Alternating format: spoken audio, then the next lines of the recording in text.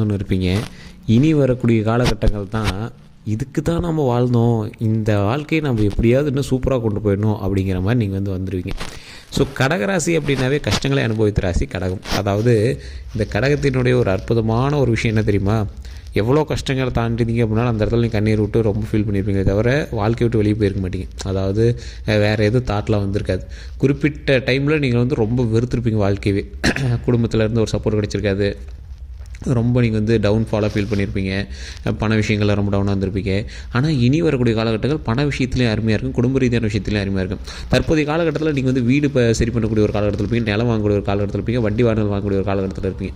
சரி, இந்த தடவை உங்களுக்கு நீங்கள் எதிர்பார்த்த சில விஷயங்கள், எதிர்பாராத சில நன்மைகள், ரொம்பவும் ஆச்சரியப்படக்கூடிய சில அதிர்ஷ்டங்கள் நடக்கக்கூடிய ஒரு அற்புதமான காலகட்டம் சார் கடகராசியை பொறுத்த வரைக்கும் முதன்மையாக நீங்கள் செய்யக்கூடிய விஷயம், இந்த இடத்துல நீங்கள் கவனமாக இருக்கக்கூடிய விஷயம், எதில் நீங்கள் எச்சரிக்கையாக இருக்கணும் அப்படிங்கிற விஷயம், இது மூணுமே நான் சொல்கிறேன். ஸோ தயவு செய்து வீடியோ ஸ்கிப் பண்ணாமல் பாருங்கள், நம்ம சேனலை ஃபாலோ பண்ணிட்டு பாருங்கள், சப்ஸ்கிரைப் பண்ணிட்டு பாருங்கள். அதே மாதிரி நிறைய பேர் ஜோதிடம் பார்க்கணும்னு ஆசைப்படுறீங்க, கீழே டிஸ்கிரிப்ஷனில் நம்பர் கொடுத்துருக்கேன். ஃபேஸ்புக்கில் பார்த்துருக்கீங்க அப்படின்னா ஸ்க்ரீன்லேயே நம்பர் இருக்குது. நீங்கள் ஃபோன் பண்ணிங்க அப்படின்னா கொஞ்சம் பிஸின்னு வருது, இல்லை வெயிட்டிங்கில் வருது அப்படின்னா கொஞ்சம் தயவு செய்து வெயிட் பண்ணி நீங்கள் பண்ணுங்கள். ஏன்னா கிட்டத்தட்ட 4 லாங்குவேஜில் ஜோதிடம் பார்க்கக்கூடியவர்.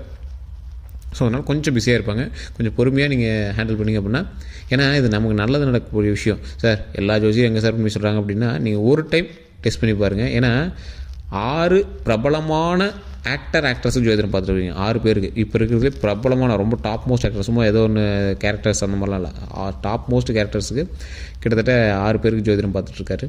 அது மட்டும் இல்லாமல் பொலிட்டீஷியன்ஸுக்கு செப்பரேட்டாக ஜோதிடம் பார்த்துருக்காரு. எது பண்ணோம் அப்படின்னாலும் இங்கே கேட்டு தான் பண்ணுவாங்க. தற்போதைய நிலைமையில் சில முக்கியமான கூட்டணிக்கையில் இருக்கக்கூடிய ஒரு கட்சிகளுக்கே ஜோதிடம் பார்க்கக்கூடிய அளவுக்கு ஒரு மிகப்பெரிய ஒரு ஆளுமை திறன் கொண்டவர். அந்த அளவுக்கு ஜோதிட சிகாமணி அப்படின்னு சொல்லலாம்.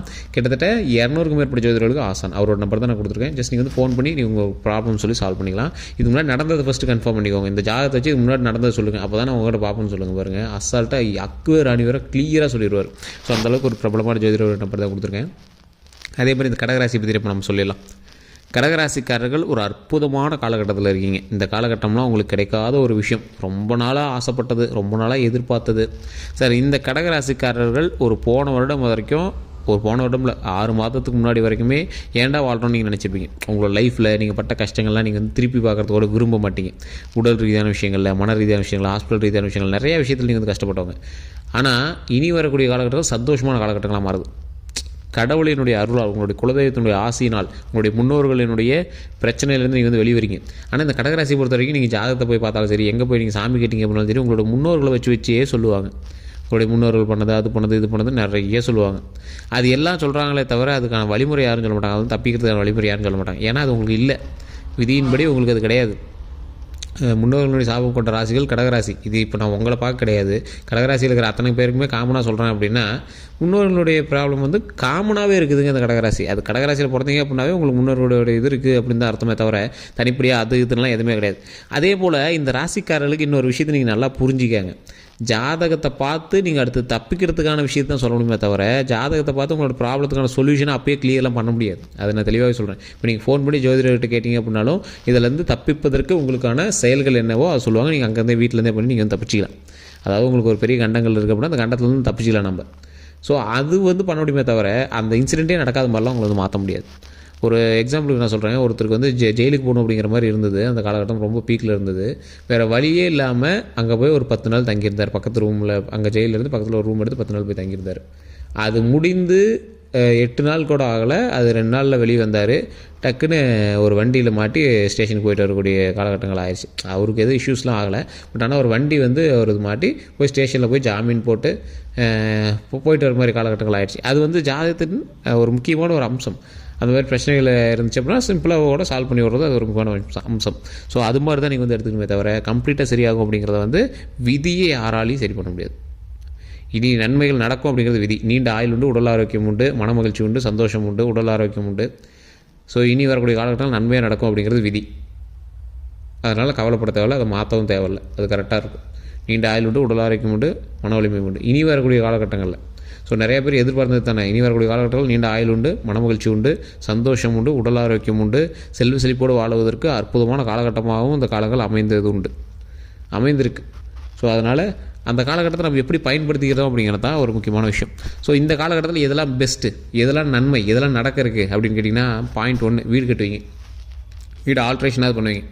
அதன் மூலமாக சில நன்பெயர்களை வந்து வாங்குவீங்க. சார் வீடு கட்டிடுங்க சார், அப்படி பண்ணிங்க சார், அப்படி பண்ணி சார், ஏதோ ஒரு நல்ல பெயர் வந்து கிடைக்கும். அதே போல் அடுத்தது வண்டி வாகனங்கள் வாங்கக்கூடிய ஒரு அற்புதமான காலகட்டம். ஒரு வண்டி வாங்குவீங்க, செகண்ட் ஹேண்ட்லேயாவது ஒரு கார் வாங்குவீங்க. அதாவது இப்போ வீடு கட்டுறேன்னு சொன்னேன், புதுசாக வீடு கட்டிங்களா அப்படின்னு கேட்டால் வீட்டில் ஒரு ரூமாவது கட்டிங்க, இல்லை ஒரு ஆல்ட்ராவது பண்ணுவீங்க. வண்டி வாகனங்கள் வாங்குறீங்க, புது கார் போய் டெலிவரி எடுப்பீங்களான்னு கேட்டால் செகண்ட் ஹேண்ட்லேயாவது ஒரு கார் வாங்குவீங்க. இந்த மாதிரி தான் வந்து நடக்கும். அதே போல் தொழிலில் ஓரளவுக்கு நல்ல மேன்மை அடையக்கூடிய ஒரு காலகட்டம். ஒரு 1000 ரூபாயாவது ப்ரொமோஷன் கிடைக்கும். ரொம்ப பெருசாக இல்லை, 1000 ரூபாய் ப்ரொமோஷன் கிடைக்கும். பழசை கம்பேர் பண்ணும்போது ஓரளவுக்கு வருமானம் வரக்கூடிய ஒரு காலகட்டம், ஓரளவுக்கு வருமானம் வரும். ஸோ இந்த மாதிரி விஷயங்கள் வந்து நடந்துகிட்டே இருக்குது. ஸோ இதில் நீங்கள் யோசிக்கணும். அதே போல் இந்த ராசிக்காரர்கள் தொழில் ரீதியான விஷயத்தில் எந்தளவுக்கு தான் முன்னேறிங்க அப்படின்னாலும் உங்களுக்கு எதிரிகள் கூட்டம் அதிகம், கந்திஷ்டிகள் உங்களுக்கு அதிகம். எதிரிகளினுடைய கூட்டத்தினால உங்களுக்கு வந்து நிறைய ஆபத்துகள் இருக்கிறதான வாய்ப்புகள் இருக்குது. அந்த எதிரிகளினுடைய கூட்டத்தில் வந்து நீங்கள் வந்து கொஞ்சம் தப்பிக்கணும். ஸோ எதிரிகள்கிட்ட நீங்கள் தப்பிக்கணும் அப்படின்னா என்ன பண்ணணும், உங்களுடைய கந்திஷ்டிகளை நீங்கள் வந்து போக்கணும். கந்திஷ்டிகள் இருக்கிறவங்க தயவு செய்து கீழே இருக்கக்கூடிய நம்பருக்கு ஃபோன் பண்ணி அதில் எந்த பரிகாரம் சொல்கிறாங்களோ அதை வந்து நீங்கள் வீட்டிலேருந்தே பண்ணி தெரிஞ்சுக்குவாங்க. ஏன்னா கந்திஷ்டியை பொறுத்த வரைக்கும் ஒவ்வொருவருக்கும் ஒவ்வொரு மாதிரியான கந்திஷ்டிகள் இருக்கும். அதை வந்து நீங்களாக தான் நிவர்த்தி பண்ணிக்கணும். ஸோ தொழில் அக்கறை இருப்பவர்கள், தொழில் மீது அக்கறை இருப்பவர்கள், தொழில் தனியாக பண்ணக்கூடியவங்க ஒரு சில பல பூஜைகளும் இருக்குது. அதை நீங்கள் லோக்கல்லே ஜோதிடர்கிட்ட கொடுத்து நீங்கள் வந்து பண்ணிங்க அப்படின்னாலும் ஓகே தான். அப்படி இல்லை அப்படிங்கிறவங்க நீங்கள் ஒரு முக்கியமான தெய்வத்தை வந்து வழிபட்டிங்க அப்படின்னா போதுமான. திருப்பதி ஏழுமலையானுடைய புகைப்படத்தை தொழில் செய்யக்கூடிய இடத்துல வச்சு, திருப்பதி ஏழுமலையான்கள் தனியாக நிற்பார், தனியாக இருக்கும். லட்சுமி தேவி வந்து தனி ஃபோட்டோவை கூட வாங்கி வச்சுக்கோங்க. திருப்பதி ஏழுமலையான் நின்ற கோலத்தில் வைர கிரீடத்தில் ராஜ அலங்காரத்தில் தனிப்படியாக நிற்பார். ரொம்ப சுறுசுறுப்புக்கு பேர் போனவர், சுறுசுறுப்பான பேர் கொண்டவர். அவர் வந்து நின்ன இடத்துல செல்வம் குளிக்கும் அப்படிங்கிறது ஒரு முக்கியமான. தொழில் செய்யக்கூடிய இடத்துல நீங்கள் அதை பண்ணுங்கள். அதே மாதிரி வேலைக்கு போகக்கூடிய கடகராசிகள் மோஸ்ட்லி அதிகமாக தொழில் பண்ண மாட்டாங்க. ஒரு 90% வந்து வேலைக்கு தான் போவாங்க, ஒரு 10% தான் தொழில் பண்ணுறதுக்கு போவாங்க. ஸோ வேலைக்கு போகிற இடத்துல உங்களுக்கு போட்டிகள் ரொம்ப அதிகமாக இருக்கும், அலைச்சல் சம்மந்தப்பட்ட வேலைகள் அதிகமாக இருக்கும். கடகராசி பொறுத்தவரை ஸ்கின் சம்மந்தப்பட்ட பிரச்சனை எப்பயுமே இருக்கும். மருவோ தேம்பலோ ஒயிட்டோ ஏதோ ஒன்று வந்து உங்கள் ஸ்கின் சம்மந்தப்பட்ட பிரச்சனைகளாக இருக்கும். அதிலேருந்து நீங்கள் கொஞ்சம் சரி பண்ணிட்டீங்க அப்படின்னா ரொம்பவே நல்லது. அந்த பிரச்சனையிலேருந்து நீங்கள் வெளியே வரணும் அப்படின்னாலும் நீங்கள் வந்து உடல் ஆரோக்கியத்தில் கொஞ்சம் கவனமாக வச்சுக்கணும். ஸோ தேம்பல் இந்த மாதிரி விஷயத்தெல்லாம் கொஞ்சம் கவனமாக வச்சுக்கணும். ஸ்கின் சம்மந்தப்பட்ட விஷயத்தில் எப்பவுமே கொஞ்சம் கவனமாக இருங்க. தற்போதைய நாட்களில் உடல் வந்து கொஞ்சம் பெருத்திருக்கும். உடல் சம்மந்தப்பட்ட விஷயத்தில் கொஞ்சம் ஹாஸ்பிட்டலில் பிளட் செக்அப் அதெல்லாம் பார்த்துருப்பீங்க. எல்லாமே நார்மல் அப்படின்னு தான் சொல்லியிருப்பாங்க, பெரிய இஷ்யூஸ் இல்லை அப்படின்னு தான் சொல்லியிருப்பாங்க. ஸோ என்ன இருந்தாலும் உடல் ஆரோக்கியத்தில் கவனம் தேவை. மற்றபடி உங்களுக்கு எந்த ஒரு இஷ்யூஸும் கிடையாது. கல்வி சம்மந்தப்பட்ட விஷயத்தில் கொஞ்சம் கவனமாக இருங்க. தொழில் சம்மந்தப்பட்ட விஷயத்தில் கொஞ்சம் கவனமாக இருங்க. கூட இருக்கக்கூடிய உறவுகள்கிட்ட கொஞ்சம் கவனமாக இருங்க. இப்போ வந்து நீங்கள் உங்களுடைய சொந்தங்களுக்கு சீர் செய்யக்கூடியது, சொந்தங்களுக்கு ஹெல்ப் பண்ணுறது, அண்ணன் தம்பிக்கு கொஞ்சம் ஹெல்ப் பண்ணுறது, பணம் கொடுத்து ஹெல்ப் பண்ணுறது, நிலம் வாங்குறது, வீடு வாங்குறது, இந்த மாதிரி விஷயங்கள்லாம் அமையக்கூடிய ஒரு காலகட்டம். எல்லாமே ஒரு பேக்கப்பு தான், உங்களுக்கு ஒன்றும் பிரச்சனை கிடையாது. எல்லாமே வந்து ஒரு இன்வெஸ்ட்மெண்ட் தான். அப்படி தான் நீங்கள் வந்து எடுத்துக்கணுமே தவிர அது பிரச்சனை இது பிரச்சனை எடுத்துக்கூடாது. அதே மாதிரி மன ரீதியான சில முன்னெடுப்போடு மன ரீதியாக ஒரு சாட்டிஸ்ஃபேக்ஷனாக வந்து மற்றவங்களை செய்யுங்க. மற்றவங்களுக்கு ஒரு நன்மை செய்யணும் அப்படின்னாவே மன ரீதியாக சாட்டிஸ்ஃபைடாக செய்யணுமே தவிர மற்றபடி எந்த ஒரு இஷ்யூஸும் நம்ம வந்து இழுத்துக்கிட்டு அதை பெருசு பண்ணிட்டுலாம் பண்ணக்கூடாதுங்க. சார் நீங்கள் சொல்கிறது புரியலையே அப்படிங்கிறவங்க நான் தெளிவாக சொல்கிறேன், கேட்டுக்காங்க. மன ரீதியான சாட்டிஸ்ஃபைனா நீங்கள் உங்கள் யாருக்காவது போய் ஒரு ஹெல்ப் பண்ணுறீங்க, அந்த ஹெல்ப் பண்ணிட்டு நீங்கள் வந்து சொல்லி கட்டிடுவீங்க. அப்படி இல்லை அப்படின்னா வார்த்தைகளை தான் விட்டுருவீங்க. அந்த வார்த்தையினால சில டென்ஷன் ஆகக்கூடிய காலகட்டங்கள் இருக்கிறதுனால அந்த வார்த்தையில் மட்டும் கொஞ்சம் கவனம் செலுத்துங்க. ரொம்பவே எச்சரிக்கையாக வார்த்தையை விடுங்க, அது ரொம்ப நல்லது.